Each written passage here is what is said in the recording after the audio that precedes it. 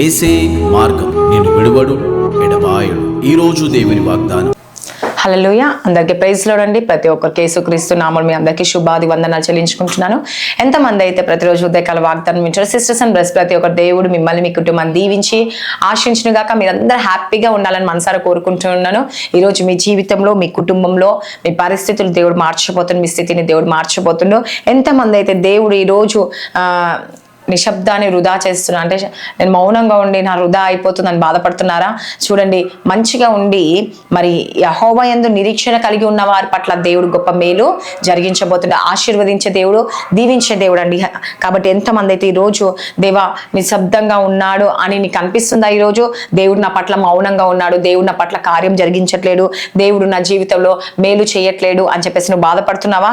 అయితే చూడండి, నువ్వు ప్రార్థన చేస్తున్నావు కానీ నీకు సమాధానం రావట్లేదా? అయితే నువ్వు కన్నీళ్లు విడుస్తున్నావు. ఈరోజు దేవుడు నాకు కార్యం జరిగిస్తలేదు, దేవుడు నాలో మార్పు కనిపించట్లేదు యేసుప్రభా, నా కుటుంబంలో మార్పు కలగట్లేదు యేసుప్రభా అని ఈరోజు నువ్వు బాధపడుతున్నావా? అయితే దేవుడు చెప్తా ఉన్నాడు, దేవుని వాక్యం చెప్తా ఉంది, యెహోవా యందు నువ్వు నిరీక్షణ కలిగి ఉండాలంట. హల్లెలూయా. ఏం కలిగి ఉండాలంట అండి? దేవుని యందు నువ్వు నిరీక్షణ ఎప్పుడైతే కలిగి ఉంటావో కదండి, మరి దేవుడు ఏమంటాడు? నిరీక్షించుము కదండి. చాలా మంది నిరీక్షించారండి. ఏమంటారు? అసలు నిరీక్షణ అంటే ఏమిటి? ఏం చేయకపోవడం కాదు. నిరీక్షణ అంటే ఏంటి తెలుసా అండి?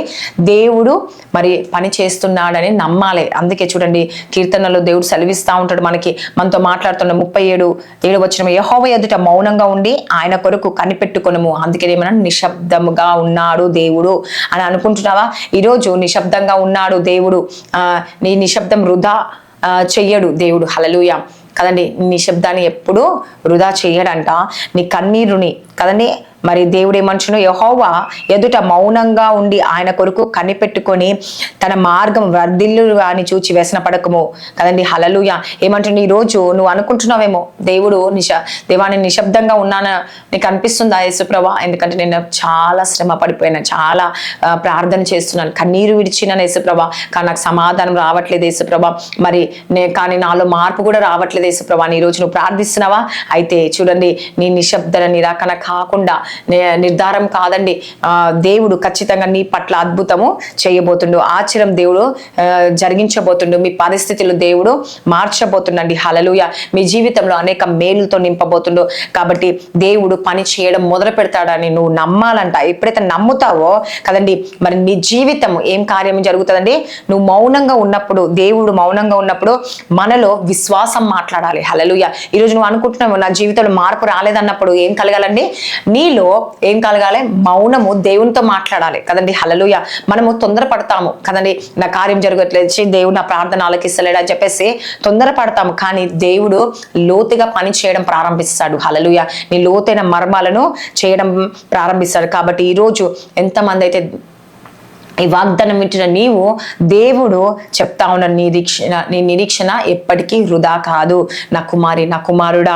కాబట్టి ప్రభువు నిశ్శబ్దంగా ఉన్నాడు అని అంటున్నావా? కానీ దేవుడు నువ్వు నమ్మితే, నువ్వు విశ్వసిస్తే దేవుడు కార్యము జరిగించబోతున్నాడు. హల్లెలూయా. కాబట్టి ఈరోజు దేవుడు చెప్తా ఉన్నాడు, నీ నిరీక్షణ వృధా కాదమ్మా అని చెప్పేసి దేవుడు సెలవిస్తా ఉన్నారు. సిస్టర్స్ అండ్ బ్రదర్స్, ప్రతి ఒక్కరు మరి దేవుడు నీకు లోతుగా కార్యాలు జరిగించాలని కోరుకుంటా ఉన్నాడు. కాబట్టి ప్రార్థించుకుందాం. ఆ దేవుని కొరకు మౌనంగా కనిపెట్టుకున్న వారి పట్ల దేవుడు కార్యాలు జరిగించబోతున్నాడు, అద్భుతం చేయబోతున్నాడు. కాబట్టి ప్రతి ఒక్కరు కళ్ళు మూసుకొని ప్రార్థించుకుందాం. ఈ వాగ్దానం దేవుడు దీవించి ఆశించగా కామెంట్ స్తోత్రం. పరిశుద్ధ ఆత్మ యేసుప్రభా, ఎంతమంది బిడ్డలైతే నైనా ఈ వాక్యం వింటున్నారు యేసుప్రభా, వారి జీవితంలో, వారి కుటుంబంలో గొప్ప మేలు జరిగించండి, అద్భుతం చేయండి, ఆశ్చర్యం జరిగించండి యేసయ్యా. నైనా వారి నిరీక్షణ ఏది వృధా కాకుండా సహాయం చేయండి. వారు ప్రార్థిస్తున్నారేమో, కన్నీరు కారుస్తున్నారేమో ఈ రోజు ఈ వాక్యం వింటున్న వారి జీవితంలో నా జీవితంలో మార్పు లేదు యేసుప్రభా, నిరీక్షిస్తున్నాను అని బాధపడుతున్నారు యేసయ్యా. దేవా నేను నమ్ముతున్నారు యేసయ్యా, విశ్వసిస్తున్నారు యేసయ్యా.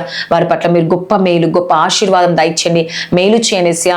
నీ దీవెనకరంగా మార్చండి, ఆశీర్వాదకరంగా మార్చండి యేసయ్యా. ప్రతి సాతాను శక్తులు, మంత్రాలు, చీకటి శక్తులు, అంధకార శక్తుల నుంచి విడిపించి మీరే కార్యాలు జరిగించండి యేసయ్యా, మేలు జరిగించండి యేసుప్రభా.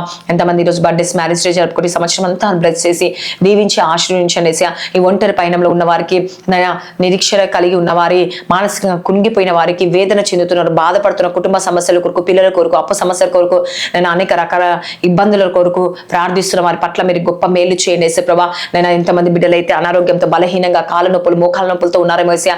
క్యాన్సర్, అనేక రకరకాల రోగాలతో బాధపడుతున్న వారిని కూడా స్వస్థపరచండి యేసుప్రభా. ఎంతమంది ఎగ్జామ్స్ రాశారో, ప్రిపేర్ అయితే వారందరినీ జ్ఞాపకం చేసుకోండి. ఇంటర్వ్యూకి, గవర్నమెంట్ జాబ్స్ కి, ప్రమోషన్ కొరకు వెయిట్ చేస్తున్న వారికి జీవితంలో కార్యం జరిగించండి. అబ్రోడ్ వెళ్తున్న వారు కూడా మీరు తోడుగా ఉండండి యేసుప్రభా. నేను భార్యను విడిచి భర్త భార్యలు విడిచి, పిల్లలు విడిచి, తల్లిదండ్రులు విడిచి ఎవరైతే వెళ్తున్న వారికి తోడుగా ఉండి నడిపించండి. అద్భుత మేలు జరిగించి ప్రతి కుటుంబంలో శాంతి, సమాధానం, నెమ్మది కలిగి చేసి మీరే కార్యం జరిగించమని నజరేయుడైన యేసుక్రీస్తు నామములో అడుగుచున్నాను తండ్రి. ఆమేన్. God bless you. Praise the lord.